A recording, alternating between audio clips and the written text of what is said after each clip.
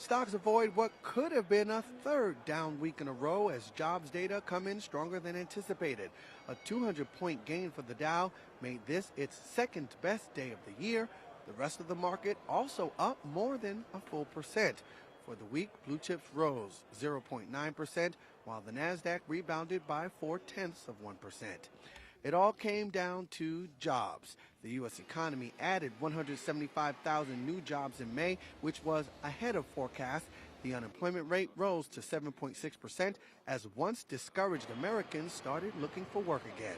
White House economic advisor Alan Kruger. The economy has been adding jobs for 39 months in a row now.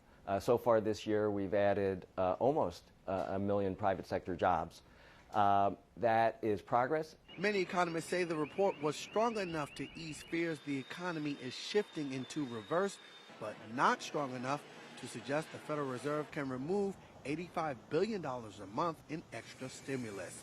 The bond market, however, still thinks the Fed will start scaling back some of that aggressive stimulus. Yields on the 10-year note jumped on Friday. High-yield debt, a.k.a. junk bonds, already bearing the brunt.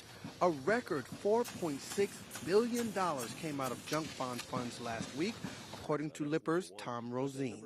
People are basically considering the fact that the Fed will probably start getting rid of some of their quantitative easing, tapering as everybody's been calling it, and this is causing people to think that interest rates will rise even higher, and so that bodes well for going into other types of securities with not as much risk.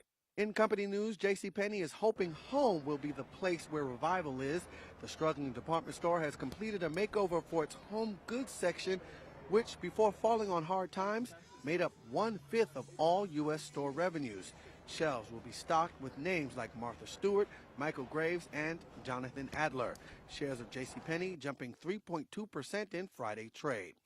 The U.S. jobs number went over well in Europe, with major indices rallying anywhere between 1.2 and 1.9%.